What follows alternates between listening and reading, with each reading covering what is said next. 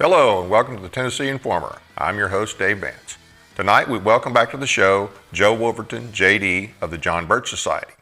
Joe will discuss his new role at John Birch Society as well as taking a deep dive into nullification and why a convention of the states is a bad idea, so don't go anywhere. First, I need to share, if you have an announcement from a conservative organization that you would like to broadcast on this show, please send the information to tninformer.tv@gmail.com the Friday before the show. If you want our state to stand up to federal overreach, the best way to do that is support the nullification process bill sponsored by Senator Bowling and Representative Hulsey that they intend to bring back this next session. Visit tncss.weebly.com/call to action to sign the petition and follow the instructions on the link. Our state senators and reps need to know that we want this legislation passed when they return in January. Now is also the time to get candidates for state office on record whether or not they will support nullification. D.C. will never fix D.C. Only the states can fix D.C., and we have to demand that our states stand up to D.C. and uphold their oath to the U.S. and state constitution. Also, you may have heard about the threat that the proposed World Health Organization pandemic treaty and proposed changes to the international health regulations pose to our federal and state sovereignty. Please click on the Substack link on tncss.weebly.com/Substack and send the letter in opposition to the treaty to your state representative and your federal representative, as well as our senators, and have them send the letter in to the the Director General of the WHO, letting them know that they oppose this treaty, this proposed treaty.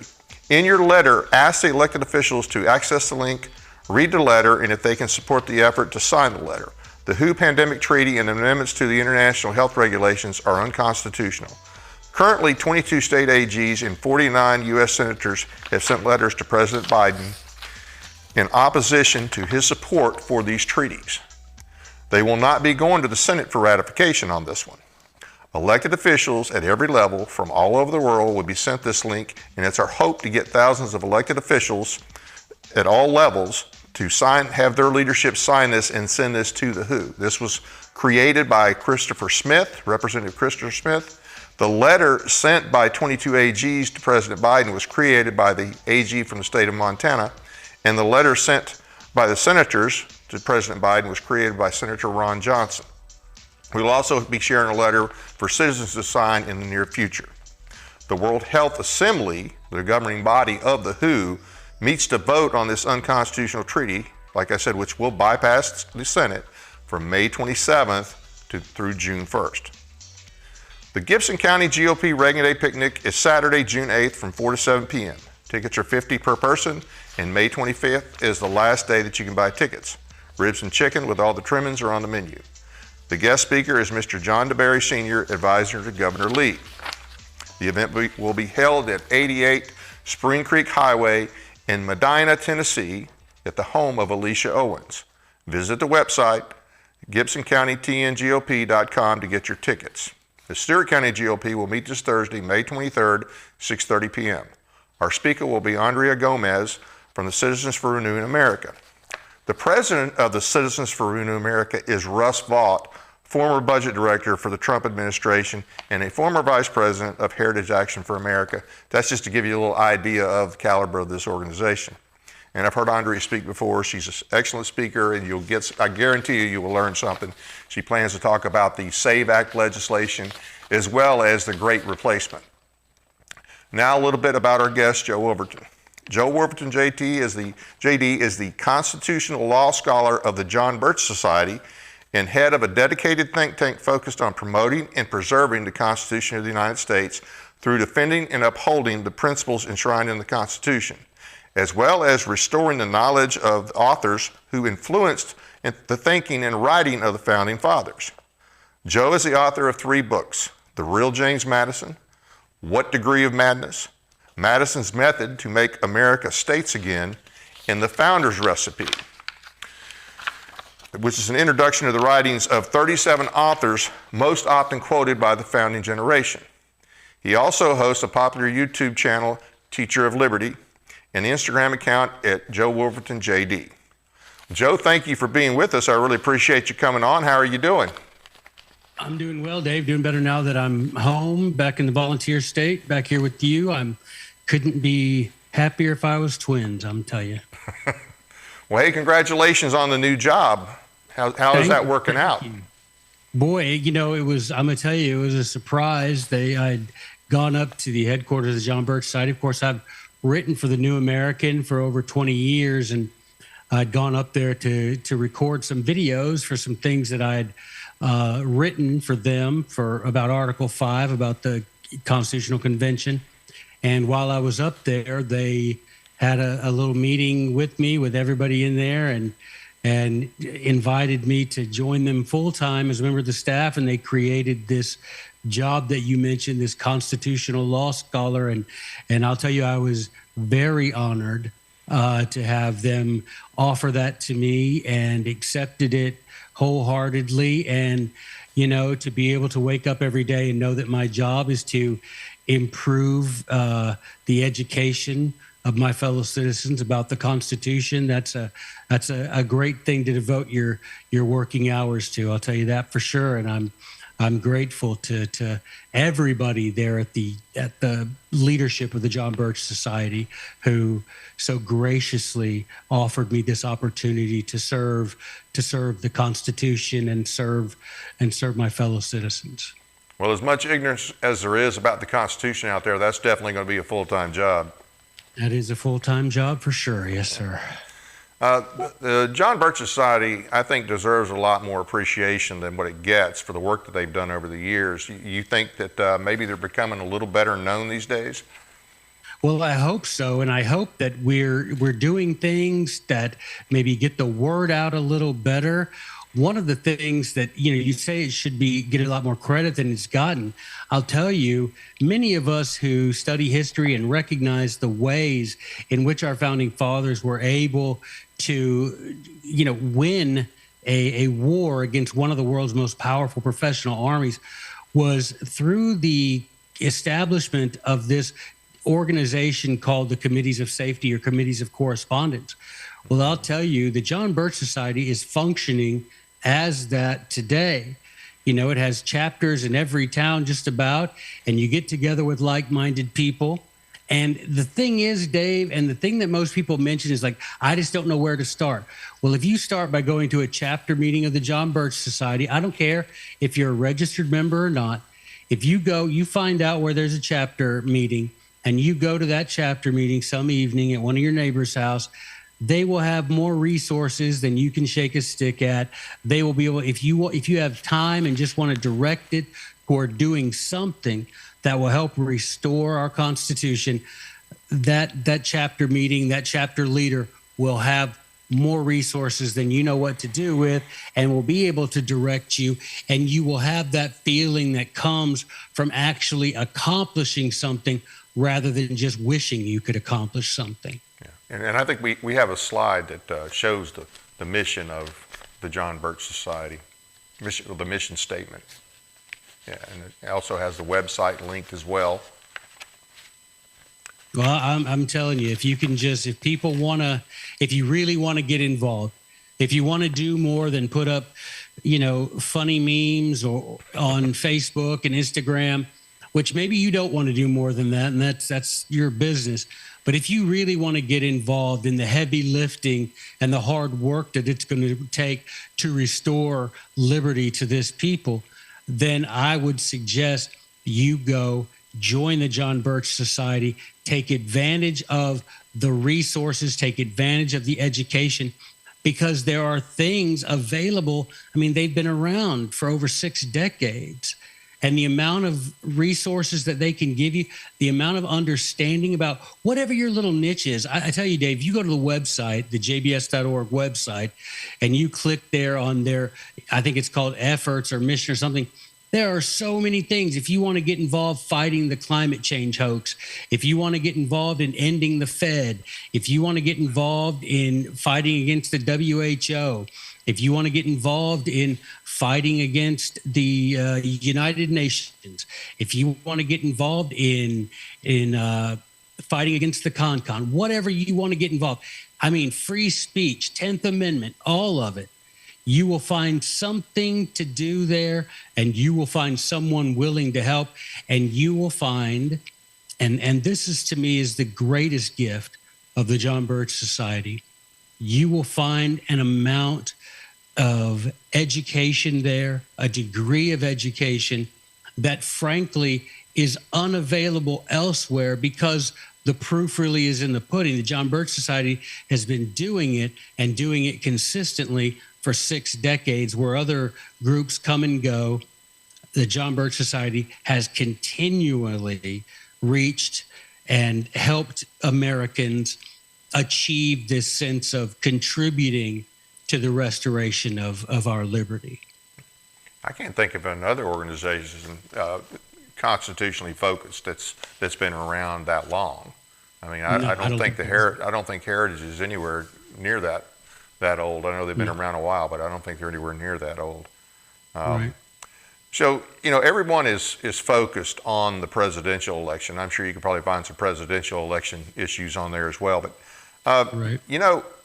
Presidential elections, they wouldn't be nearly as important if we actually followed the Constitution, would they? We wouldn't all be worried about, oh, we've got to get Trump in there or we're going to lose our country. If we actually follow the Constitution, this would not be as big of a deal. I'm not saying it wouldn't be important, but it would not be as big of a deal. Does that sound accurate to you? 100% accurate. I mean, it's not that the president isn't an important office. It is. Our founding fathers recognized that the president would essentially be the foreign face of the United States, right? But it wouldn't be nearly the end-all, be-all that people treat it like today. Today, they treat it like whomever is occupying the Oval Office has the ability to save or destroy the United States. And that shouldn't be so, because we are supposed to be. And I would encourage your readers, do a little exercise for themselves, because I know your listeners, your viewers, I know there are people that would value the Federalist Papers. Take the Federalist Papers and see what word is used far more often to describe this country than any other. It isn't country. It isn't republic. It isn't even union. It's confederation. Yep. Because the founding fathers knew that this is supposed to be a confederation of 50 sovereign, independent republics who do pretty much everything that needs to be done on their own. And that there are, as Madison said in 45, only a few and defined things that the federal government should have anything to do with. Madison makes it very clear in Federalist 39 that these independent sovereign republics that make up this confederation, that they should be doing most anything that concerns the lives, the property of their citizens should be done within the borders of that state by the state government, and the federal government should have next to nothing to do with it. And so the president, who the president is important for our foreign affairs and for our relations with other countries.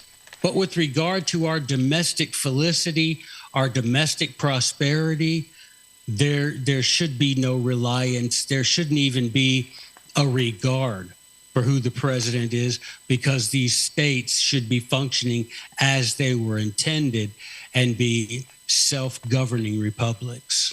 And that's why in Article 1, Section 8, they laid out the enumerated powers of the federal government. Article 1, Section 10, the things that the states cannot do. And of course, there's other places throughout the Constitution here and there, but that's the bulk of what the federal government is supposed to do.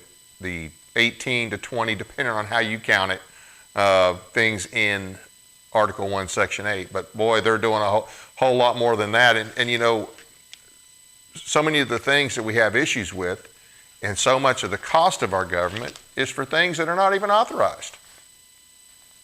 Right. I mean, we would be in such a better position if we had continued to function as independent sovereign republics who understood. And this is the thing, Dave, we've got to, and this is one thing that I have been hired to do more, if not better, at the John Birch Society, is acquaint people with the history of the Constitution, how it came to be made, what it is, what it isn't, right?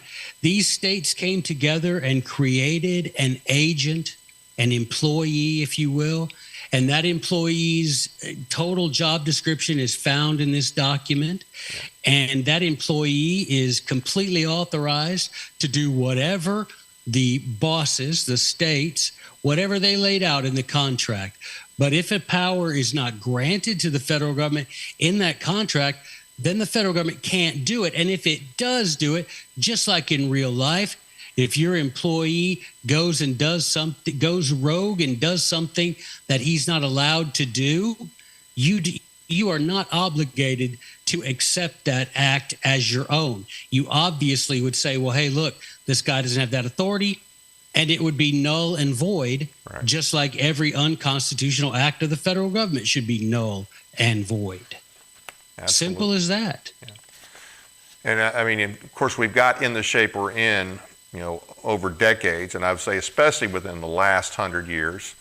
And of course, I think you go back to the end of the real republic in terms of 1865, when that was kind of the end of it.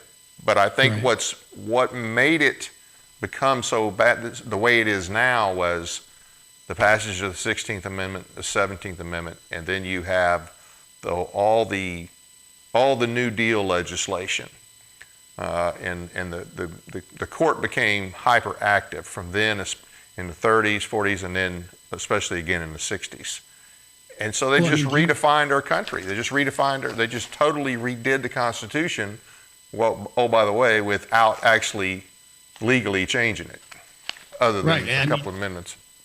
In 1 year, the entire system of our government was changed without anybody really doing anything about it. You realize that magical year of 1913, we had the Federal Reserve created, which granted a private company the power to set and control the value of our currency.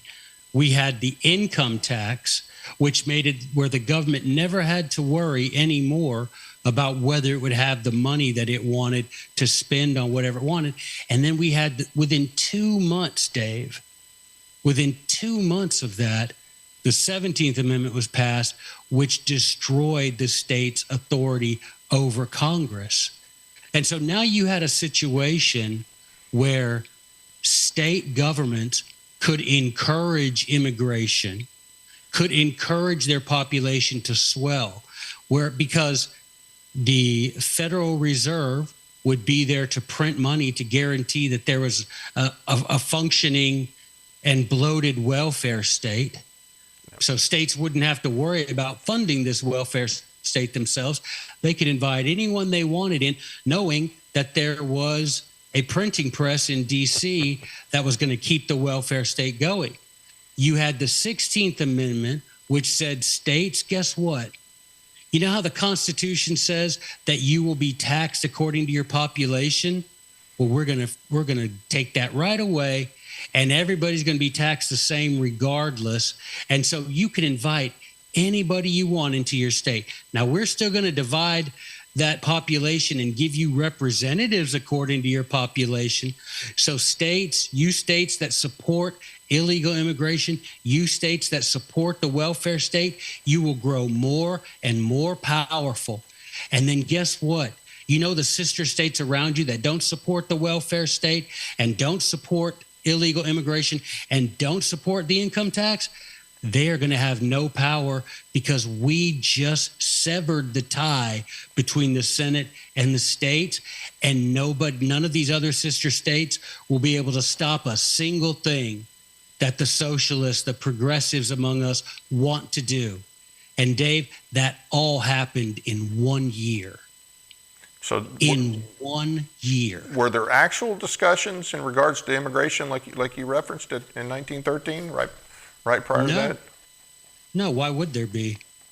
No, they don't. The great achievement of the deep state, the great achievement of the establishment is that they can do these things without telling anyone that they're doing these things, right?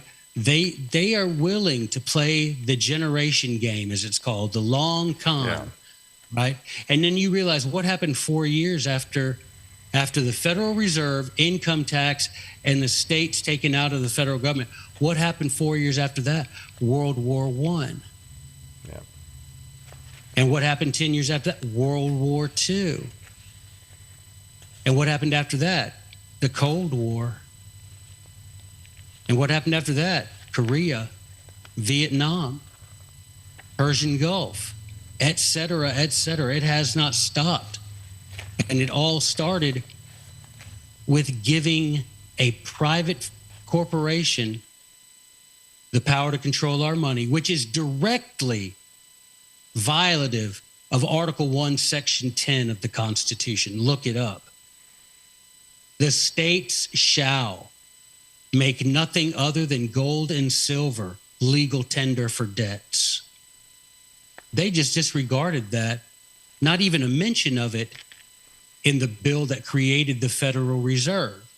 And once they had that printing press, we just had to relieve states of this notion that, well, if we let a bunch of people in here to create this, this socialist paradise that we want, we're going to get taxed a lot heavier.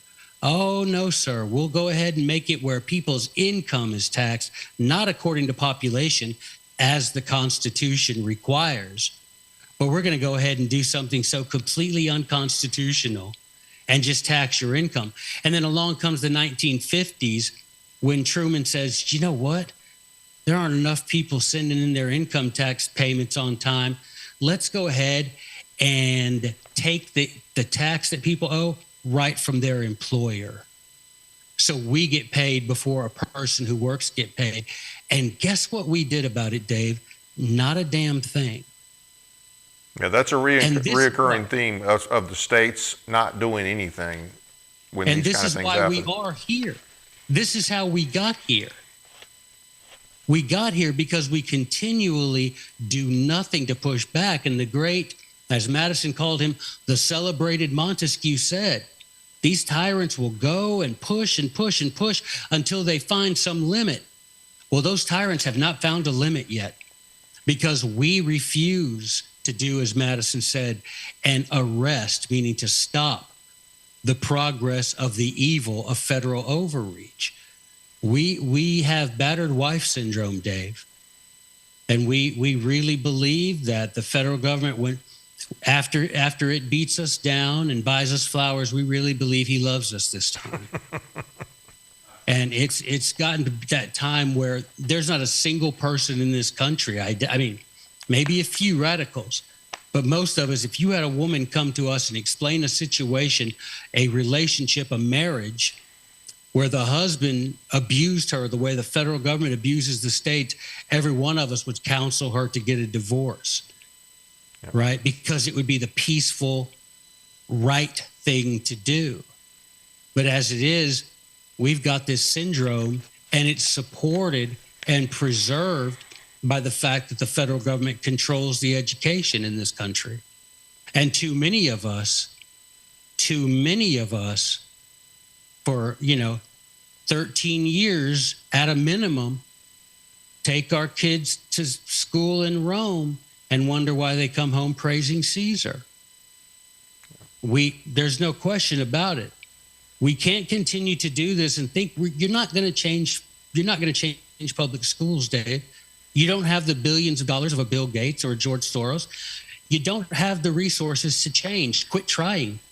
The only way you're going to change it is to nullify it, pull your kids out, rely on the fact that if God sent those kids to you, he'll help you. He'll do what he can. Rely on the fact that you have men and women out here who will help teach your kids. Rely on the fact that you have an internet now that you can look things up and, you can develop reliable sources. Because guess what? When people say, well, Joe, we can get on YouTube, but we don't know how reliable that source is. Well, you don't know a thing about your child's teacher either. Where'd she go to college? What religion is she? Where'd she grow up? What politically, how does she vote? You don't know anything about her at all. but Right. yet you trust her with your children. Yeah.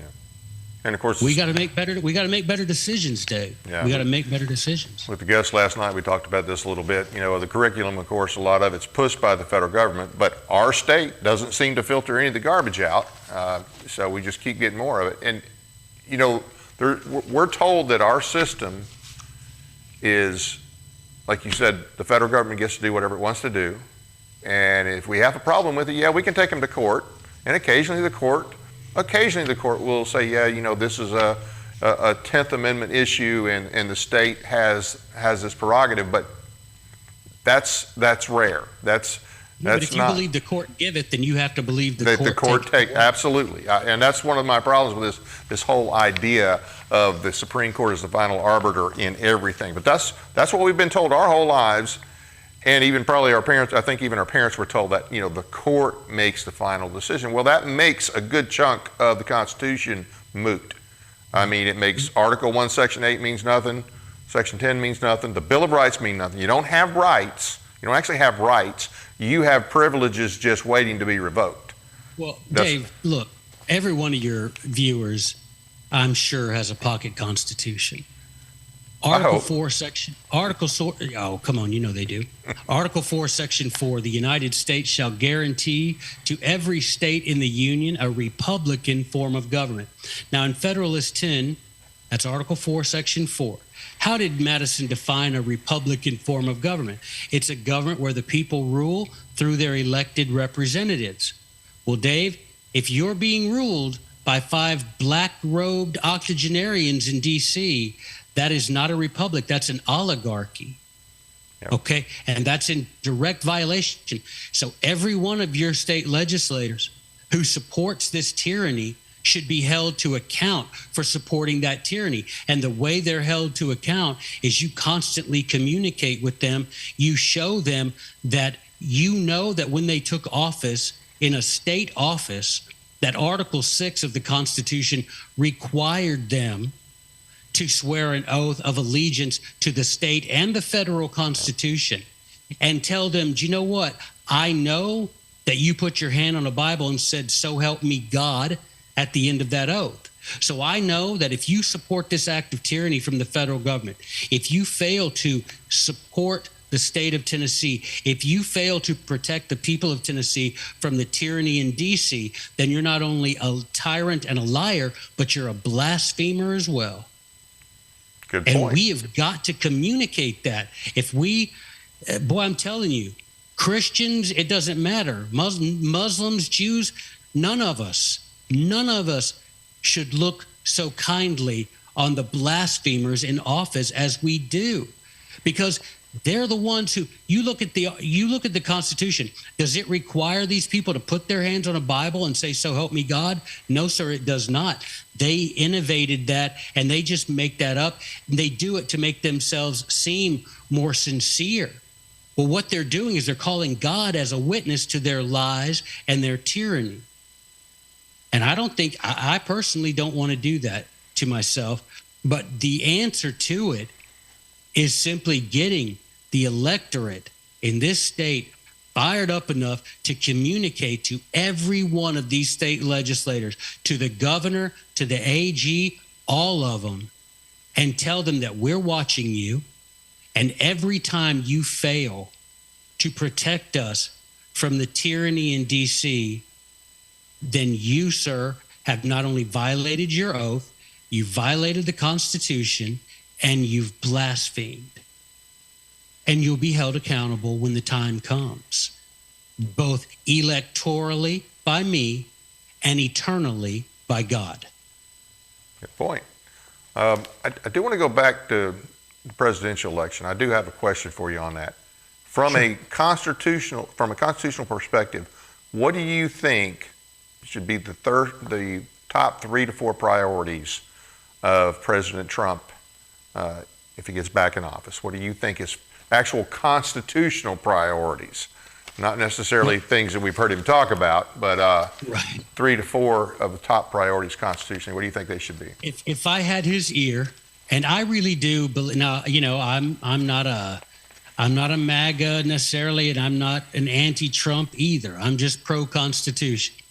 And I do think that Donald Trump is a man who's shown across the arc of his life that he's taken some advice, some good advice, and changed his mind when he's seen that there's a better way. If I had his ear, I would counsel President Trump day one, because this would be the most constitutional and revolutionary thing that any president could do. Issue an executive order abolishing all the executive agencies of the federal government. Because all of these alphabet agencies, the DEA, the DHS, the FCC, the SEC, all of these, the EPA, Homeland Security, all of these things were created under the executive branch. Therefore, a rare but real constitutional use of an executive order would be issue an executive order abolishing every one of those unconstitutional agencies of the executive branch. That'd be the first thing. Second thing I'd do would be to push for the abolition of the Federal Reserve. That'd be next. And the third thing I would do, bring the troops home. Bring the troops home. Let's bring them home. Let's start saving them. Get that federal defense budget back inside its constitutional bounds. Let's get rid of everything there's no reason for us to be occupying 180 countries. There's no way the founding fathers would agree to that. There's no way we should be doing that.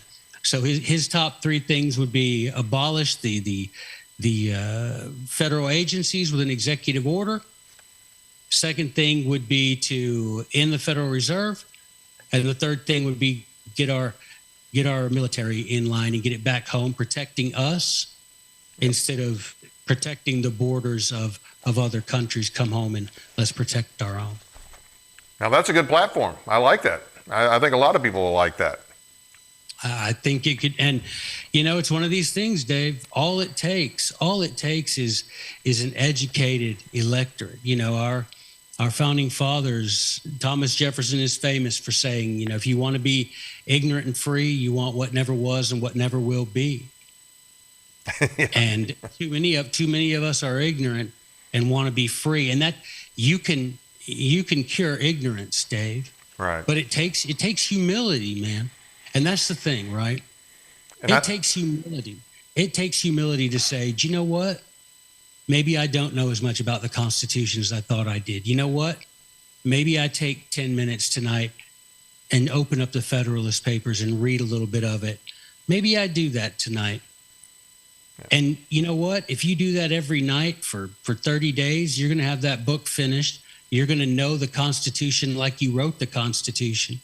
And your ability to hold these state legislators, you're going to discover that the answer to all of this is to make America states again. You're going to understand that instantly. Before you get halfway through the Federalist Papers, you're going to be so fired up. By the time you get to 46, you're going to be ready to march down to Nashville and clean some houses. You're going to be ready to go down there and flip some tables and take some whips and start cleaning out the State House down there. Yeah, well, our State House it definitely needs a cleaning. That's for sure. Well, I know there's worse. There's worse, but I tell you, ours is pretty bad. Yeah, well, you know what? As Trenchard and Gordon once says, if you don't like the moral quality of your representatives, guess what? They're just a mirror of you, man. They do as much as you let them get away with. Yeah. So if ours is dirty and needs to be cleaned, that's our responsibility to go down there and clean it up. Absolutely. Now, I want to go back, because I said this early on, and I'm sure it'll be taken out of context. But I said that starting in 1865, and what I'm talking about, and of course, even the historians, they consider the Civil War, the end result of the Civil War, they themselves call it a second founding. Okay, that's what they call it. And those are people that supported what Lincoln did as far as, and I don't want to make this so much about the Civil War, but the fact that it changed the dynamic. And I don't think people really understand that prior to that, I mean, the idea that states had sovereignty and even that states could secede, because hey, if you can't leave, you're not really free, right? That was a pretty common thought at the time. I would encourage everybody who wants to know about that. I would have you Google Congressman Abraham Lincoln's speech on secession. Yep. When he was a representative from Illinois, yep. When he said that the right of every state to secede from the Union was a sacred and inviolable right. Yep. He sure changed his mind when he became president, didn't he? Well, money talks, Dave. Yeah.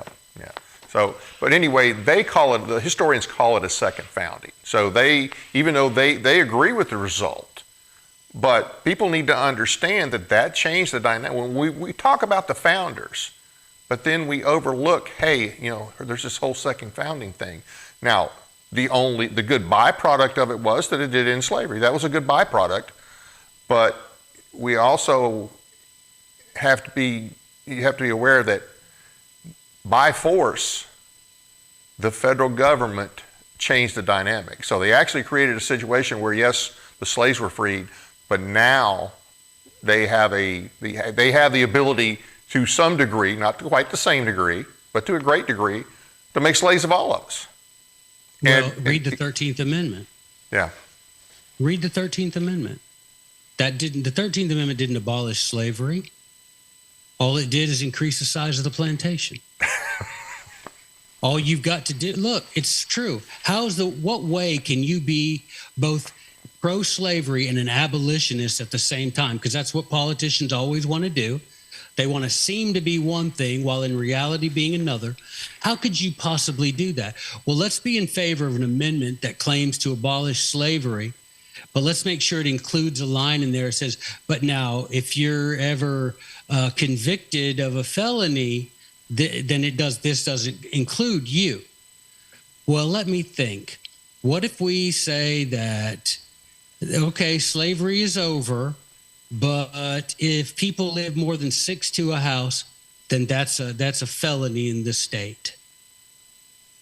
Well, now I'm all in favor of slavery being abolished, but they broke the law, so 13th Amendment doesn't apply to them.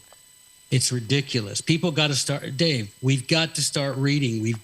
Read Abraham Lincoln's first inaugural. Yeah, I know you don't want to get bogged down in a Civil War discussion, and I know that we don't have time for it, but I'll tell you, read Abraham Lincoln's first inaugural, read the text of the 13th Amendment.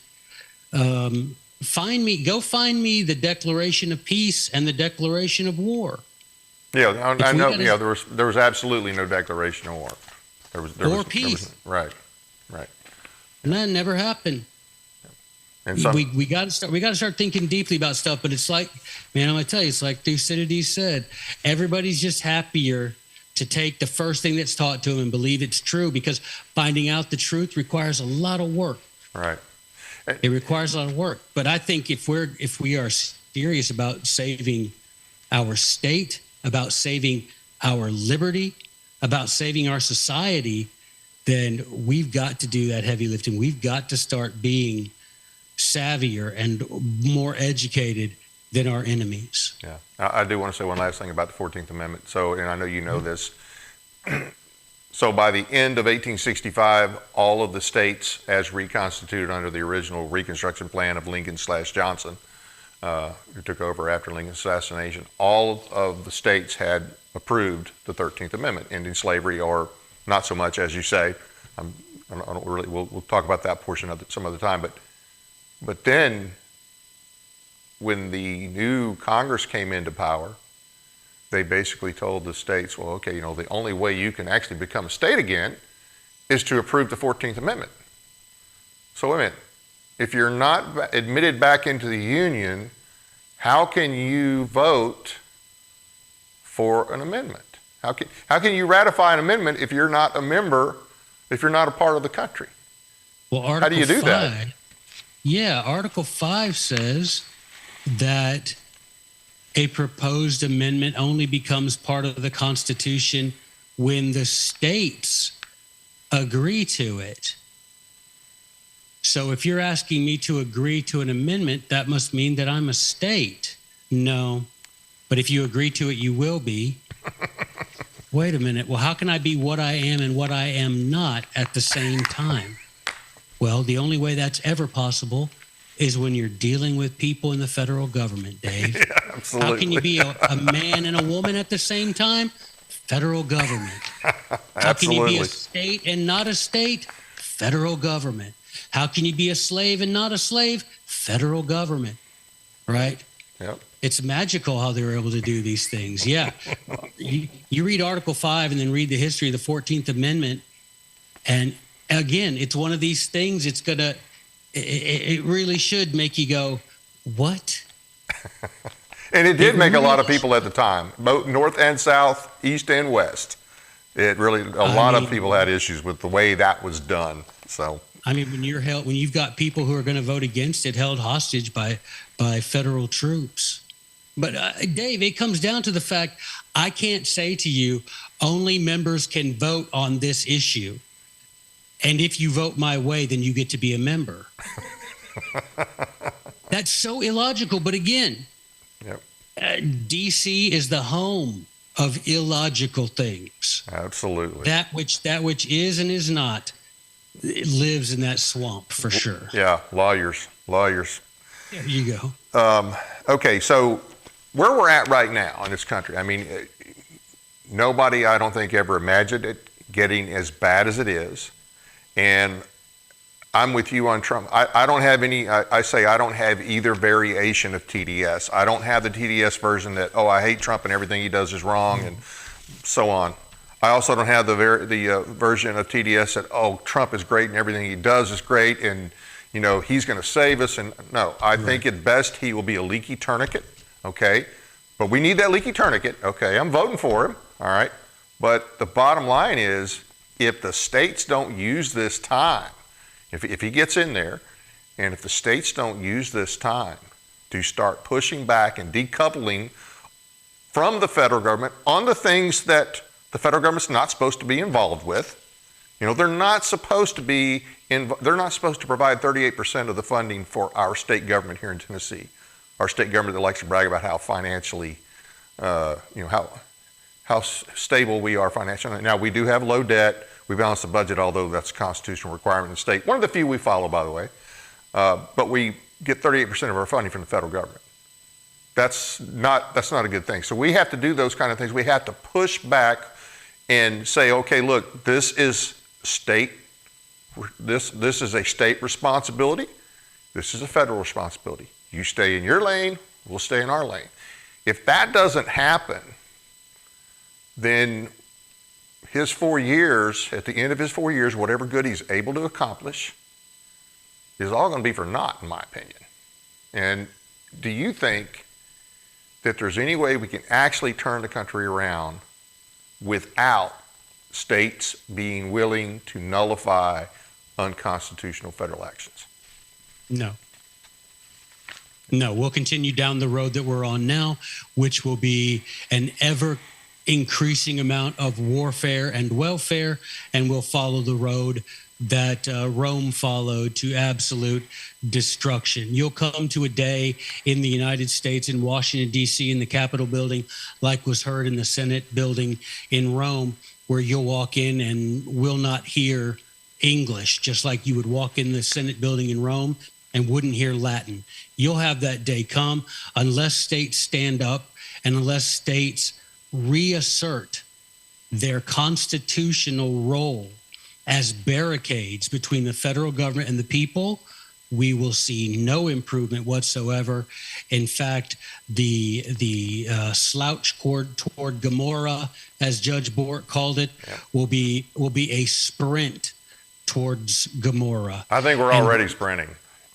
Well, I agree with you, but I will say one thing, Dave, and this is something that gives me great hope, is, I'm going to be actively engaged in the good cause of educating my fellow Tennesseans, because I'm not going to pay much attention to any of the other states around us, but I'm going to educate my fellow Tennesseans, and I'm going to make sure that they know exactly who to hold accountable, and it isn't Donald Trump, and it isn't the Supreme Court, and it's not Joe Biden, and it's not Congress, and it's not Homeland Security. It's our state government.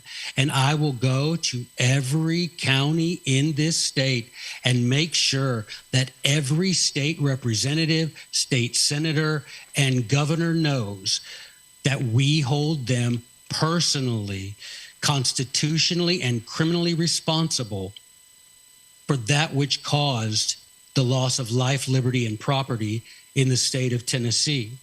And they will wish that we would have paid more attention to what Donald Trump did by the time we get finished cleaning out the government of the state of Tennessee. Well, bottom line, we'll get as much tyranny from the federal government as the state government will allow, and which the people will allow the state to just point the finger and say, oh, it's the federal government, I can't do anything. Well, you've heard of Brexit. Yeah. And then they had Texit, and so I'm thinking Tennessee.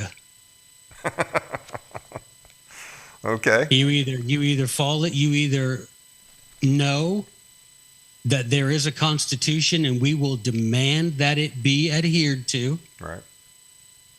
Or if you decide, federal government, that there is no way that you will abide by the terms of your employment contract, which we call the Constitution, well, then we've got to have a permanent dissolution of that agreement. I'll be happy if we can just get some consistent nullification. I'd be much happier. I would be so happy, Dave, if we could get, enough senators and representatives in the state house who understand the oath they swore under Article 6, who understand the correct constitutional relationship between the states and the federal government, and the fact that the states are meant to and are obliged to refuse to enact any unconstitutional act of the federal government. That would be such a blessing to all of us, because I'll tell you, our pursuit of happiness would be much easier if we removed all the federal obstacles to it. And of course, this is going to take, and I know this is part of your intent, as you said, educating the public, because most of the public doesn't know. Most of them were educated in public schools. And what I've found is most anybody that really knows much about the Constitution, they didn't learn it in school. They did a lot of the study on it. Think about it. Even historians, they didn't learn all that in school. They had to go do their own research. They had to go look at original documents. And there's so many other things that we find out of things that we were taught that were just not correct, or certainly not the whole picture. We find out years later, well, a little more complicated than that. And that's okay. I mean, we've got to be humble enough to admit when we're wrong, and when we're wrong and we find the truth presented to us, accept it. Be the kind of people that can accept your mistakes and do better. I think particularly as Christians, that ought to be something that's central to our beliefs, is that when we find we've done something or believe something wrong, we correct ourselves about it and move along a more excellent way. And I think that that's possible. There are several books now, since I've been in the full-time employment of the John Birch Society. I have created several books and pamphlets and little things like that are going to be printed very soon, and we're going to be able to educate a lot of people about the way the government was meant to be, the way the Constitution meant for the states to act as sovereign independent republics, and just in general, the real obligation and opportunity that we have to force the federal government back inside its constitutional cage. And when we do that, we will see freedom increase like it never has before. And all it takes is just a few of us, but a few of us who are anxiously engaged in that cause. And getting more average people educated on the basics, because, just a handful of us can't hold the elected officials accountable. Now, a handful of us can make a big difference and get the word out, but the average person, grassroots, whatever term you want to use, they have to understand this stuff as well, and they have to demand this as well. It's just like with anything, if there's an issue, whether it's Nashville or DC, you have to get people to make calls, people to make visits, send emails or whatever. Well, they have to understand it well enough to do that on their own and to be comfortable saying, hey, look, this is what you're supposed to do. And so we got a full plate as far as a mission goes to get that done. Well, one of the biggest obstacles is to help people realize there's more that unites us than divides us. And it's the people, it's the deep state in DC that wants to convince us that we're so different and that we have so much that we oppose each other in so many ways. They don't want us to see that they're the real enemy. They don't want us to unite against them. But once you start looking into these things, once you start seeing the genius of the Constitution, the genius of the organization of federalism, once you realize the power of nullification, once you realize that these are all things that our founding fathers very clearly supported, but you've just got to have it explained to you in a way that you can understand by somebody who understands it. And once you do that, it's, as the Bible says, man, it becomes every man who has been warned to warn his neighbor. And that's all you have to do, man, is when you know something and when you can show it to somebody, go tell your neighbor what you found out. Go tell your brother, tell your friend, tell your pastor, tell somebody. Tell them what you've learned and get them involved. And, go down there to Nashville and show up at those committee meetings, show up at the hearings, show up there with something printed out for each one of those, state legislators who are voting on something or debating something. Show up with something to hand them. Let them see that you're actually sitting there watching them, right? Let them know that, yeah, the cat may have been away a while and the mouse have been playing, but the cat is back. Well, and the mice need to stop playing. Yeah, and they better get back real quick, because the way things are headed, I think we're at a make or break point here in the not too distant future. And you kind of touched on this a little bit earlier, but even at the founding of our country, there were differences in ideas, attitudes, beliefs from New York to Virginia, from Connecticut to Georgia. So we were different then. And that's one of the reasons we structured it to where, hey, look, all the local stuff, all the state stuff, things that should be, you guys are going to do that. And as you said, the states created the federal government to be our agent to deal with other countries and to do certain things between states, interstate commerce. Although that one is, they've totally screwed that one up too. But that's a whole nother show. Right. It's even worse now. We've got 50 states, and we've got, 350 million people? Well, I'm not counting illegals. We've probably got 400 million. Right. So if we, instead of trying this one-size-fit-all that we've done, especially for the last 60 years, with bowing to the court and letting the court decide issues that are so much better off, that are supposed to be left to the states. Right. We could get along a whole lot better if it wasn't winner take all through the courts. And it isn't. Yeah, it's not supposed to be, but that's what we've been playing. That's what they've been telling us, and that's how we've operated. Right. And that's, hey, liberals don't want to necessarily live under things that we believe in here in Tennessee. That's fine. Right. You guys can go to California. You can go to New York. You can go wherever. Okay. And that's the idea, that you can have these 50 independent sovereign countries and y'all can run things the way you want to. And the only things that the federal government will handle will be those things that concern all of us at once. Foreign affairs, fighting wars, that sort of thing.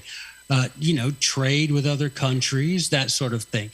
Yep. But when it comes to almost everything, that is near and dear to human existence, the state government, according to the Constitution, according to the Federalist Papers, those things are supposed to be under the sovereign command of the people and the states. And we can do that. We can do that. We can do that. I think, honestly, Dave, if I had to, say something, a little hot take, it's going to be that our best shot at doing this is pulling our kids out of these schools and teaching them the truth. I know that requires us to sacrifice, but if liberty's not worth sacrificing for, what is? And what will it be like for your kids 10, 20 years from now if we don't do so? Which I don't think, honestly, I don't think we have 10 years. Forget 20. I don't think we have 10 years. I don't think we could stay together peacefully. I think we'll be a total police state in 10 years. Absolutely. Or less if we don't do something. If the states don't start saying, look, this is your lane, this is our lane. We'll stay out of your lane, you stay out of our lane. And in reality, it just takes one state to do it. Because I'll tell you, as a former teacher, when I would give a test, everybody would sit there. And finally, you'd have one person get up and turn in his test. And as soon as that one person turned, 50 other kids had miraculously were finished, right? Yeah. It takes one kid to break the seal and everybody else is suddenly finished. Well, we can do that with nullification. Let's make Tennessee the exemplary state where we nullify each and every unconstitutional act of the federal government. Yep. And then you'll suddenly see other states start doing likewise, particularly when they see the advantage derived from that position, from that policy by Tennessee. When they see the advantages economically and politically, shoot, everybody's going to want to get involved. So we just need that. We just need one. Yeah. Somebody brave enough to stand up. And I mean, maybe I'm just biased, but I think we should be that state. Yeah, hey, I'm all for it. I mean, we're the volunteer state. Let's volunteer to do that. Let's volunteer. I mentioned the pending WHO pandemic treaty, right? And I think things like that our federal government's all for. They're all for this, and even we call it a treaty, even though they don't actually intend to have the Senate ratify it. They intend to. Right. They'll do this through policy, like they've done in the past. Okay, Right. It's not a treaty, but it's presidential policy, and everybody just goes along with it. Like you say, they do it over the years. So isn't that something the threat of that, in my mind, makes nullification even more important? Well, Dave, look, of course. I mean, we have got to do this because, look, what did the federal government find out during COVID? The federal government found out that they can tell us to not go to church, and we won't. Yeah. They use the power of government to force us into violating the first and second great commandments given to us by the Lord. We put government above God, violating the first one. And then we convinced ourselves not to take care of our neighbors, violating the second one. What do you think that they can't get us to do? They've shown that they exercise power over our faith, Dave. So we've either got to take this opportunity to Take it back. to manfully and permanently restore the sovereign borders of these states, or I shudder to think what they would require. Sending your kid, I mean, they already see most of us sacrificing our children to Molech. What will be the next thing that they require of us, Dave? We've got to do this, if for no other reason than to make sure that our children are not born into political and economic slavery.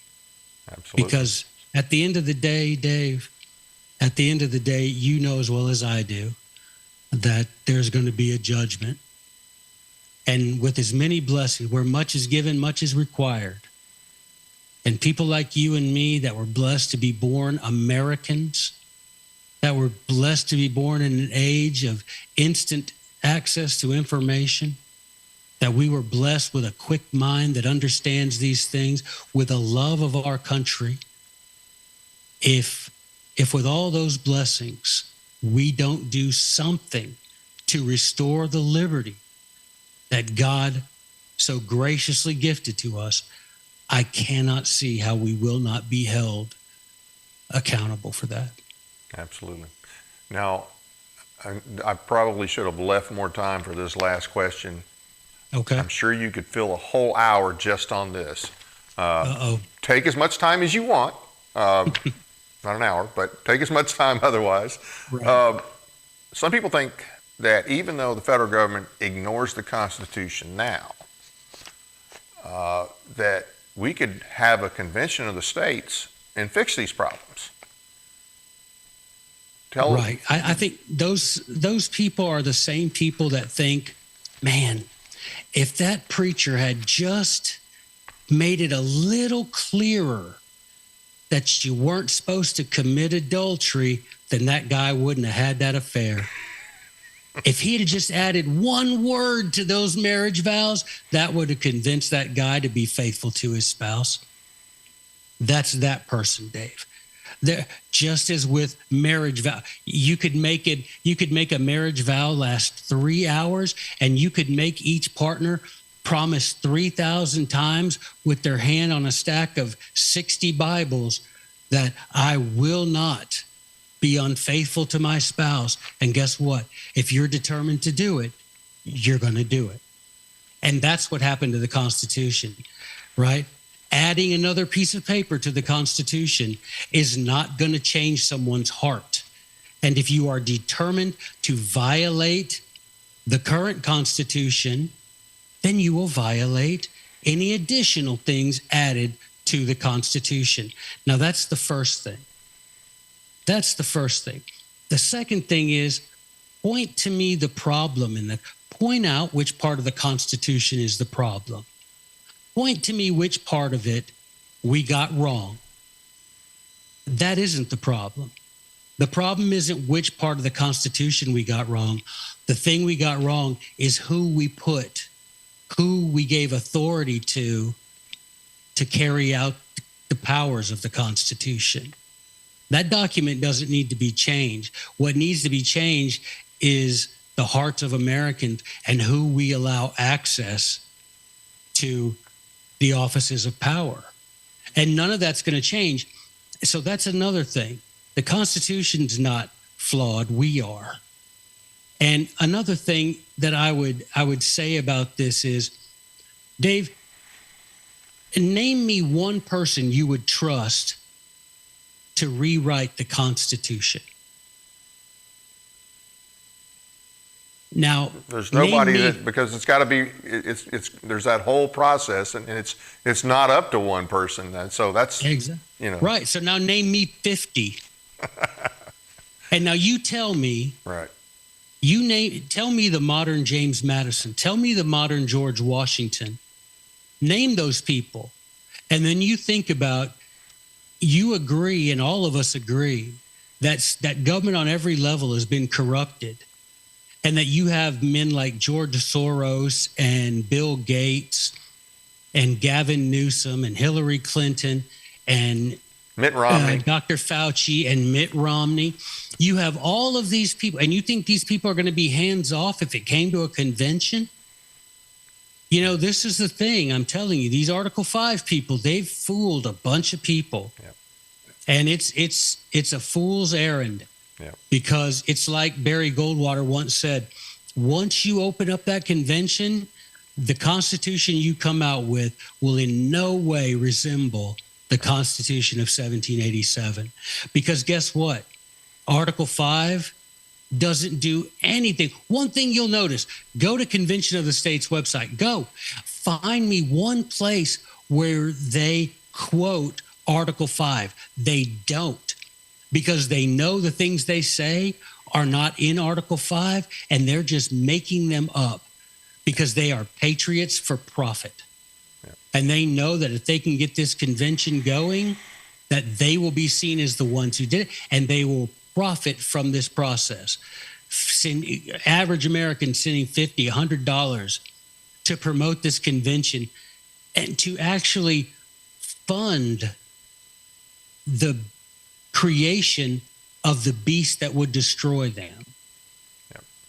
And these people are absolutely, I would encourage all of your viewers, if you go over to shopjbs.org and look for something called the Article 5 Convention Brief.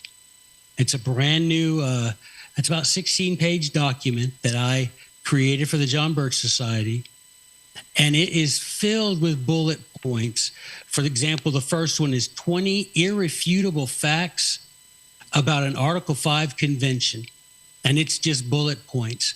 And then we go into 20 critical questions about the Constitution that you have to ask your legislator before they vote for one of these things. And it's bullet points about nullification, bullet points about a balanced budget amendment, bullet points about term limits. Go get this thing, read it, and buy a handful of them and pass them around, because there are things that they're just not admitting. And I'll tell you, once they read this, and it's not because I wrote it, because the things I wrote were just things that are in the Constitution or otherwise that these people are lying about. Once they read this, I mean, Dave, look at this. I mean, just 20 critical questions. I'm just going to read a couple of these to you. Who would select the delegates to the convention? Article 5 doesn't say that.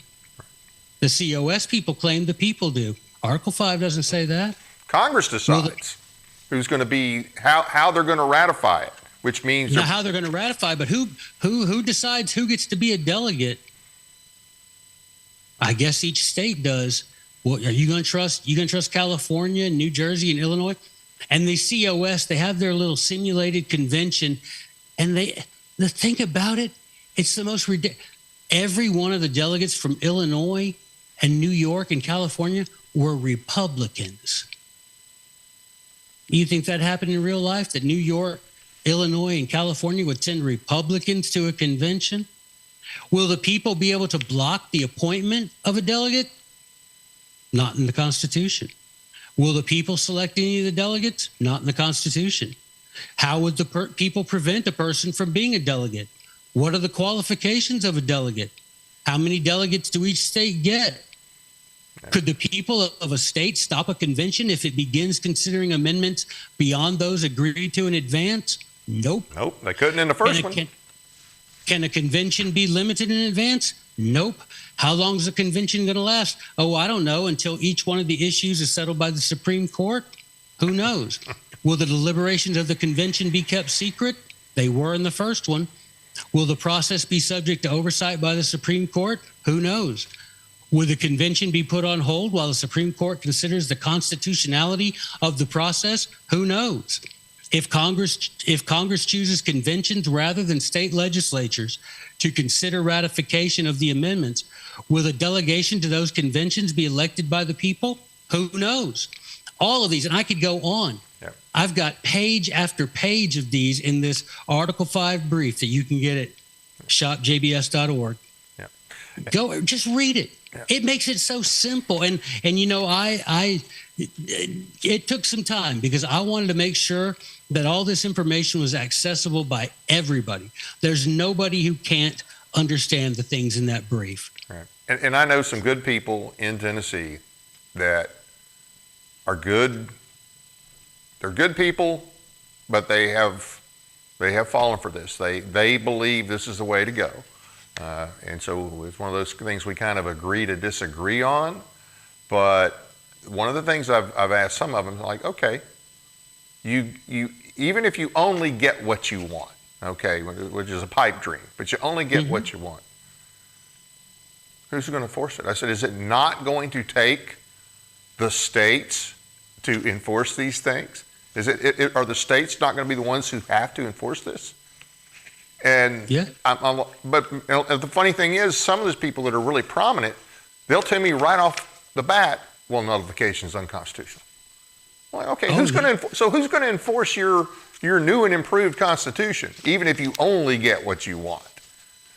I mean, first of all, It all comes down to the document. It comes down to what we call the four corners rule.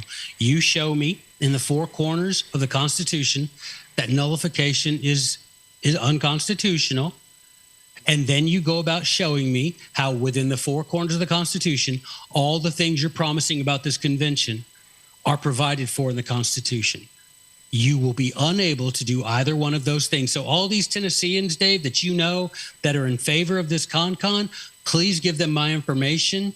Yep. Because if they are good people and sincere and lovers of liberty, I cannot wait to talk to them and correct them about this, because this is one of those hills I'll die on, because I guarantee you if there's a convention, the result, I don't want to be put in the position of saying, I told you so. Yeah, I agree. Well, hey, Joe, thanks for being with us. It's great to have you. Definitely want to have you back. I'm glad. Anytime. I look forward to working with you, especially on issues in Tennessee. And Yes, sir. I appreciate you, and congratulations on your new position. I want to thank everybody for taking the time to watch our program tonight. Please be sure to hit the like and subscribe buttons, as well as notification buttons, so you never miss a show. The Tennessee Informer is also available to listen to as an audio podcast on iHeartRadio, Spotify, Spreaker, and other popular podcast forums. Just do a search for the Tennessee Informer and you'll find all of our shows, or you can find them on our website at tninformer.com. If you're there, take a moment to sign up for our weekly newsletter to stay up to date. By the way, I'm working on putting more information on the website, more documents, and try to start doing some articles at least every other week.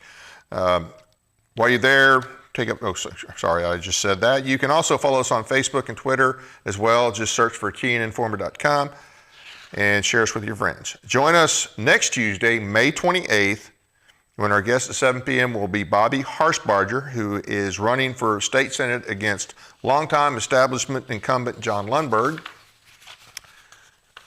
And we will also have on our second show at 8:30,